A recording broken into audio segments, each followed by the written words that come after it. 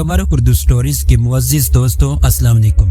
خواتین و حضرات، آج سے ٹھیک 50 برس قبل یعنی 10 اور 11 نومبر 1974 کی درمیانی شب ایک مارک 2 کار لاہور کے علاقے شادمانی کالونی میں ایک گھر کے باہر بنی پارکنگ سے سڑک پر نمودار ہوئی۔ اس گاڑی میں 4 لوگ سوار ہیں جو شادمانی کالونی سے ماڈل ٹاؤن میں واقع اپنے گھر کی جانب جا رہے ہیں۔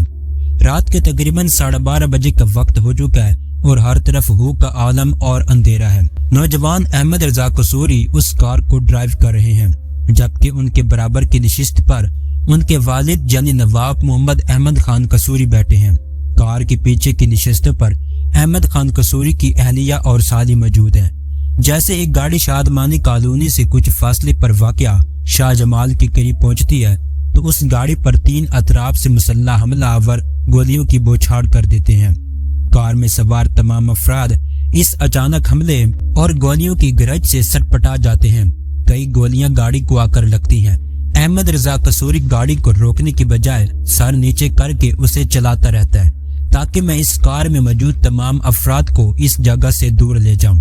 حملہ آور چلتی گاڑی پر پیچھے سے گولیاں برساتے ہیں لیکن گاڑی آگے بڑھ جاتی ہے۔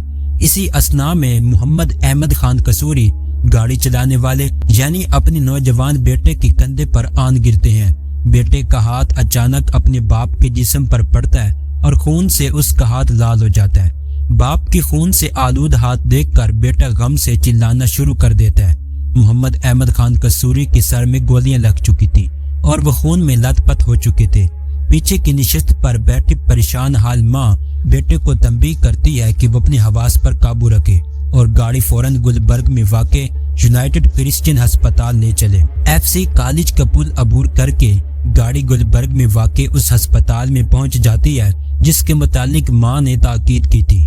ہسپتال پہنچ کر نوجوان احمد رضا قصوری سب سے پہلا فون اپنے بڑے بھائی کو اس واقعے کی اطلاع دینے کے لیے کرتے ہیں، دوسرا فون ہسپتال کے سرجن ڈاکٹر کو اور تیسرا فون اس وقت کے SSP لاہور اصغر خان کو کرتے ہیں۔ اس وقت رات کے تقریباً 1:15 بج چکے ہیں۔ تھوڑی دیر کے بعد ڈاکٹرز آ جاتے ہیں اور آپریشن شروع ہو جاتا ہے اور اسی دوران 300-400 پولیس اہلکاروں کی ٹرکوں میں سوار نفری بھی ہسپتال پہنچ جاتی ہے۔ SSP لاہور، DIG لاہور سردار محمد عبد الوکیل خان اور ڈپٹی کمشنر لاہور بھی اطلاع ملنے پر فوری ہسپتال پہنچ جاتے ہیں۔ اس وقت کے SHO تھانہ اچرا عبدالحی نیازی نے FIR کے لیے درخواست لکھنا شروع کی۔ ابتدائی معلومات کے اندراج کے بعد جب بات آپ کو کسی پر شک ہے کی ہوئی تو احمد رضا قصوری نے اس وقت کے وزیر اعظم ذوالفقار علی بھٹو کا نام لے لیا۔ انہوں نے SHO سے کہا کہ دراصل یہ ذوالفقار علی بھٹو نے کروایا ہے جو انہیں مروانا چاہتے ہیں، تاہم والد صاحب حادثاتی طور پر فائرنگ کی زد میں آ کر زخمی ہو گئے ہیں۔ وزیر اعظم ذوالفقار علی بھٹو کا نام سن کر SHO کے ہاتھ سے پینسل نیچے گر گئی اور وہ چونک کر کہنے لگا، FIR آپ نے وزیر اعظم پر درج کروانی ہے؟ جواب ملا، جی ہاں۔ کچھ دیر بعد SSP لاہور اور DIG دونوں آ گئے۔ کہنے لگے کہ آپ ارد گرد دیکھیں کہ کس نے آپ پر حملہ کیا ہو، آپ سیدھا وزیر اعظم کا نام لے رہے ہیں۔ انہوں نے پولیس کو بتایا کہ وہ ارد گرد نظر دوڑا چکے ہیں لیکن کوئی نہیں ملا جو یہ حملہ کروا سکتا ہو، اس لیے FIR کا متن وہی ہوگا جو وہ بتائیں گے، اور اگر پولیس نے ایسا کرنے میں لے تو لال سے کام لیا تو کل صبح وہ ہائی کورٹ کی مدد لیں گے۔ احمد رضا قصوری کی ایک ماموں جو فوج میں بریگیڈیئر تھے وہ بھی ہسپتال پہنچ چکے تھے۔ پولیس والوں نے بریگیڈیئر صاحب کو بھیجا کہ وہ قصوری صاحب کو سمجھائیں، لیکن قصوری صاحب اپنی ضد پر قائم رہے کہ ان کے والد پر حملہ بھٹو نے ہی کروایا ہے۔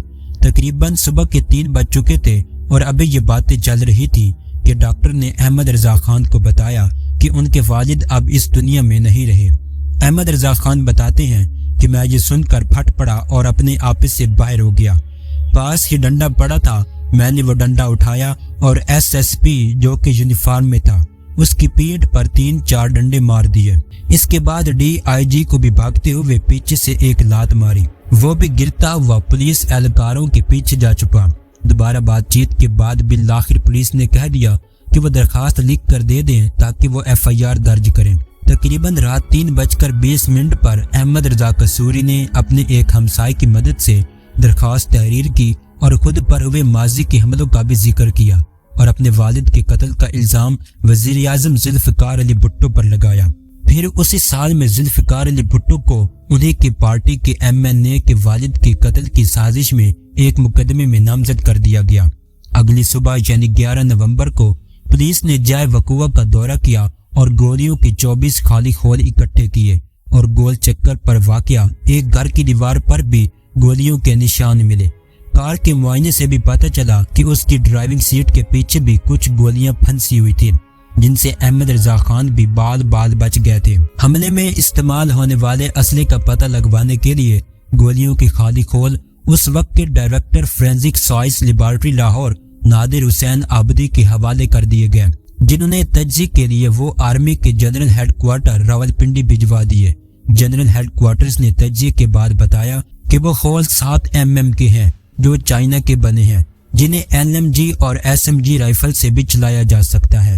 مارچ 1975 میں تحریک استقلال پارٹی کے chairman retired air marshal Asghar Khan پر لاہور ریلوے اسٹیشن پر ہونے والے بم حملے کی تحقیقات کے دوران FIA کے ڈپٹی ڈائریکٹر عبدالخالق کو شک ہوا کہ فیڈرل سیکیورٹی فورس ہی نواب احمد خان قصوری کے قتل میں ملوث ہو سکتی ہے، اور اسی شک کی بنیاد پر 24 اور 25 جولائی 1977 کو یعنی مارشل لا کے ٹھیک 20 دن کے بعد فیڈرل سیکیورٹی فورس کے سب انسپیکٹر ارشد اقبال اور اسسٹنٹ سب انسپیکٹر رانا افتخار سے اس کیس کے متعلق تفتیش ہوتی ہے اور دونوں کو اس کیس میں گرفتار کر لیا جاتا ہے۔ 26 جولائی 1977 کو مجسٹریٹ ذوالفقار علی طور کے سامنے یہ دونوں اہلکار اپنے جرم کا اعتراف کر لیتے ہیں، جس کے بعد ڈائریکٹر آپریشنز آف انٹیلیجنس میاں محمود عباس اور انسپیکٹر غلام مصطفیٰ کو بھی گرفتار کر لیا جاتا ہے، اور یہ سب لوگ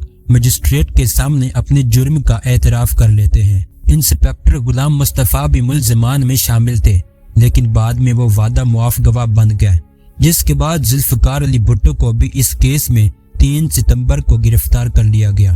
بھٹو کی گرفتاری کے 10 روز کے بعد جسٹس KMA سمدانی نے بھٹو کو ضمانت پر رہا کر دیا، جس کے نتیجے میں مبینہ طور پر جسٹس سمدانی کو فوری طور پر عہدے سے ہٹا دیا گیا، اور 3 دن بعد بھٹو کو اسی کیس میں مارشل لا کے تحت گرفتار کر لیا گیا۔